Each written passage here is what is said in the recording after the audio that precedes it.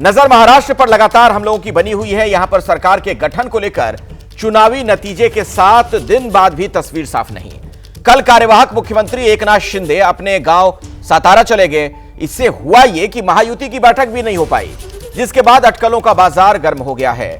महाराष्ट्र में सरकार के गठन को लेकर पेच एकनाथ शिंदे की वजह से ही फंसा हुआ है। सूत्रों के मुताबिक नई सरकार में एकनाथ शिंदे की भूमिका को लेकर पेच फंसा हुआ है। बीजेपी के डिप्टी सीएम के ऑफर पर शिंदे ने फिलहाल कोई जवाब नहीं दिया है।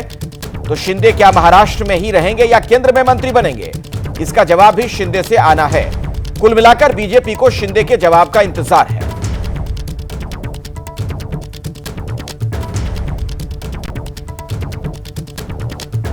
तो बीजेपी को शिंदे के जवाब का इंतजार। महाराष्ट्र में जारी गतिरोध पर अभी बड़ी खबर आपको बता दें, शिंदे की भूमिका क्या होगी, इसी को लेकर दरअसल पेच फंसा हुआ है। क्या उप मुख्यमंत्री का पद वो स्वीकार कर रहे हैं या फिर केंद्र में वो कोई पद चाहेंगे? इसी खबर पर अपने सहयोगी मृत्युंजय से कुछ और जानकारी लेते हैं। सीधे मैं आपको लिए चलता हूं मुंबई। मृत्युंजय, एकनाथ शिंदे क्या नाराज हैं? नाराजगी की कुछ वजह सामने आ रही है, कुछ खास डिमांड उनकी? देखिए, जो आपको निश्चित तौर पर अगर स्पष्ट जनादेश मिले और इतना बहुमत मिले, इतने प्रचंड जीत मिले और इसके बाद भी सरकार गठन को इतना समय लगे, तो तरह तरह के सवाल खड़े होते हैं।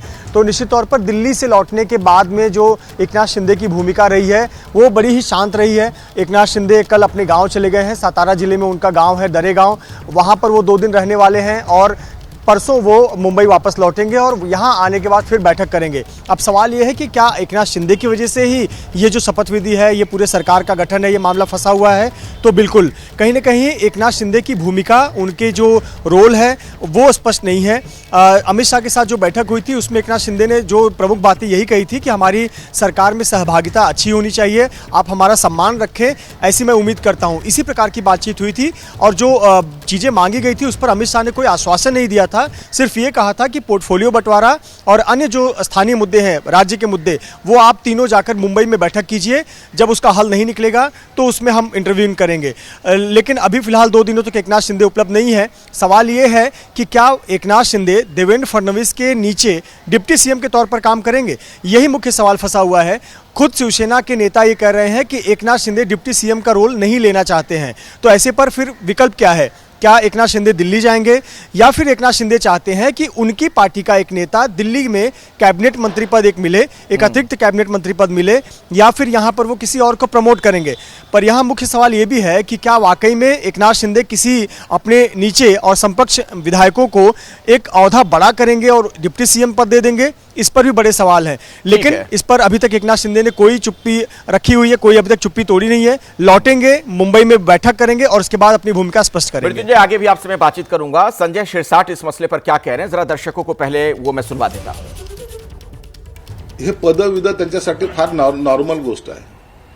भविष्यामध्ये ते काय भूमिका घेतील किंवा काय होतील हे आज सांगणं जरी कठीण असलं, परंतु शिंदे साहेब या महाराष्ट्रामधले एक पॉवरफुल नेते आहेत, हे सर्वच पक्षाच्या नेत्याला आता मान्य करावं लागेल। बड़ी खबर मैं आपको बता दूं, संजय राउत ने एकनाथ शिंदे पर सीधा हमला किया है। एकनाथ शिंदे परेशान हैं, मानसिक और शारीरिक संतुलन ठीक नहीं, शिंदे का मानसिक स्वास्थ्य खराब हो गया है, यह कहा संजय राउत ने। कोई अलग फैसला नहीं लेंगे, उसके लिए साहस की जरूरत होती है, संजय राउत ये बात कहते हुए। सुनिए आप। ते अस्वस्थ आहेत, त्यांचं मानसिक आणि शारीरिक स्वास्थ्य बिघडलेलं आहे। याला जबाबदार कोण? त्यांची प्रकृती बिघडली असेल तर ती का बिघडली आहे? त्यांना काही शब्द देऊन कोणी फिरवला आहे का? असे अनेक गमतीशीर विषय सध्या चर्चेला आहेत। शिंदे वैसे क्या फैसला लेने वाले हैं, इसका आज पता चल सकता है।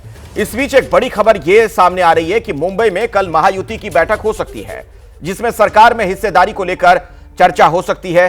शिंदे की पार्टी के नेता संजय शिरसाट ने कहा कि शिंदे जब जब गांव जाते हैं तो कोई बड़ा फैसला लेते हैं। अब ऐसे में अटकलों का जोर है कि क्या शिंदे आज शाम तक कोई बड़ा फैसला ले सकते हैं।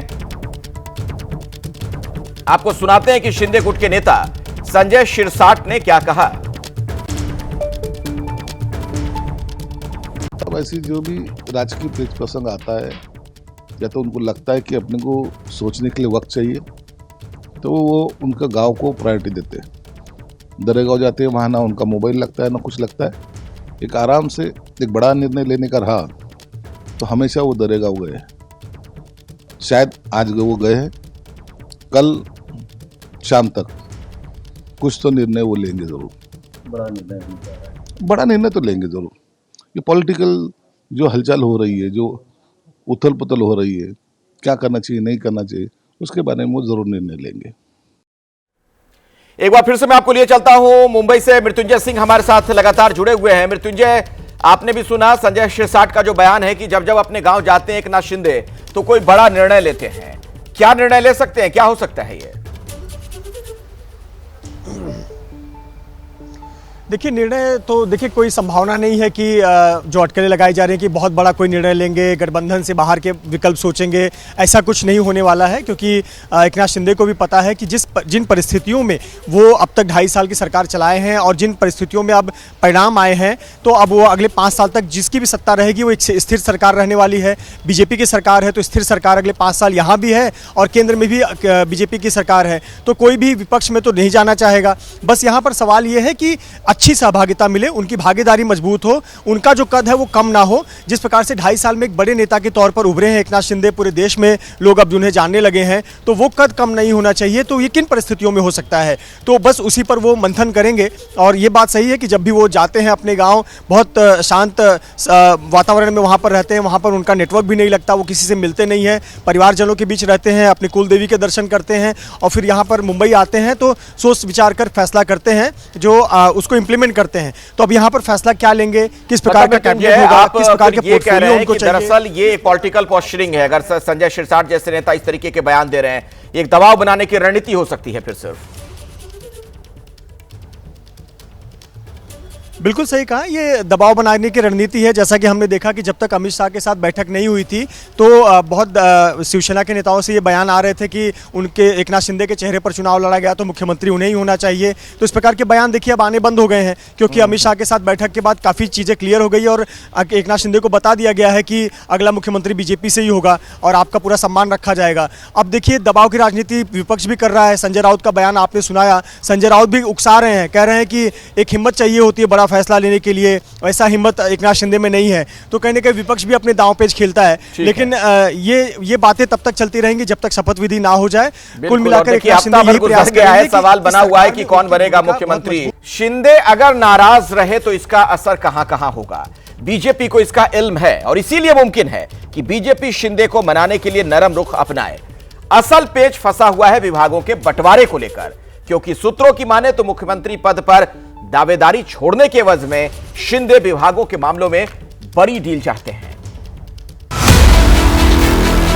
बैठक अतिशय सकारात्मक झालेली आहे। अरे आमची भूमिका काल मी जाहीर केली की महायुतीच्या मुख्यमंत्री पदाच्या उमेदवाराला शिवसेनेचा पाठिंबा कालच मी दिलेला आहे। तस्वीर में जो दिखा और मीटिंग के बाद बाहर आकर एकनाथ शिंदे ने मीडिया से जो कहा, दोनों में काफी अंतर था। एबीपी न्यूज को सूत्रों से जो खबर मिली है उसके मुताबिक एकनाथ शिंदे ने मीटिंग में गृह मंत्री अमित शाह के साथ पार्टी का पक्ष रख दिया है। सूत्रों के मुताबिक शिंदे ने विधान परिषद के अध्यक्ष पद की मांग की है। इसके अलावा सरकार में 12 मंत्री पद भी मांगे हैं। शिंदे ने अमित शाह से ये भी अनुरोध किया कि पालक मंत्री देते समय भी शिवसेना का उचित सम्मान बनाए रखें। शिंदे ने एक बार फिर अमित शाह पर विश्वास करते हुए कहा कि महायुति में शिवसेना आपके साथ है। पूर्णपणे समन्वय आहे, सकारात्मक आम्ही सगळे आहोत। सक्का लाडका भाऊ ते सगळ्या पदांपेक्षा ते मोठं पद आहे मला, त्यामुळे उद्याही आमची बैठक होईल आणि 1-2 दिवसामध्ये निर्णय होईल। बैठक में डिप्टी सीएम को लेकर भी कोई फैसला नहीं हुआ। इसके साथ ही अमित शाह ने शिंदे की मांगों को लेकर भी कोई कमिटमेंट नहीं किया। खबर है कि शिंदे की मांगों पर दोबारा महाराष्ट्र में मंथन होगा। जरूरत पड़ी तो फिर से अंतिम चर्चा के लिए दिल्ली का रुख किया जाएगा। हालांकि सूत्रों के मुताबिक शिंदे ने बीजेपी के सीएम पर सहमति दे दी है और अब बीजेपी के सीएम देवेंद्र फडणवीस ही बनेंगे। ऐसे में वो बेहद सोच समझकर बीजेपी से बार्गेन कर रहे हैं। शिंदे की मांगों के ही चलते नए सीएम और शपथ ग्रहण में देरी हो रही है, क्योंकि बीजेपी शिंदे को निराश करने के मूड में भी नहीं है। क्योंकि शिंदे अगर नाराज हुए तो उसका असर केवल महाराष्ट्र में ही नहीं बल्कि दूसरे राज्यों में एनडीए में शामिल अन्य छोटे दलों पर भी पड़ेगा। ऐसे में बीजेपी ये बताने की कोशिश करेगी कि वो सहयोगियों के साथ अन्याय नहीं करती, जो साथ है उसका सम्मान करती है। अब सवाल यही है कि क्या बीजेपी शिंदे को अहम मंत्रालयों का जिम्मा सौंपेगी? जैसे ही ये पेच सुलझेगा, शपथ ग्रहण समारोह का शेड्यूल तय होगा। फिलहाल शपथ ग्रहण की तारीख अब 5 दिसंबर हो गई है। अब सवाल यह आता है कि क्या एकनाथ शिंदे बीजेपी के लिए जरूरी हैं या बीजेपी की मजबूरी है? दरअसल बीजेपी शिंदे को नाराज करने का जोखिम नहीं उठाना चाहती है। इससे एनडीए के घटक दलों में अच्छा संदेश नहीं जाएगा। सहयोगी दलों के सम्मान का मसला उठेगा। शिंदे के अड़े रहने पर मांग मानना मजबूरी होगी। बीजेपी को महत्वपूर्ण विभाग छोड़ने पड़ सकते हैं, समझौता करना पड़ सकता है।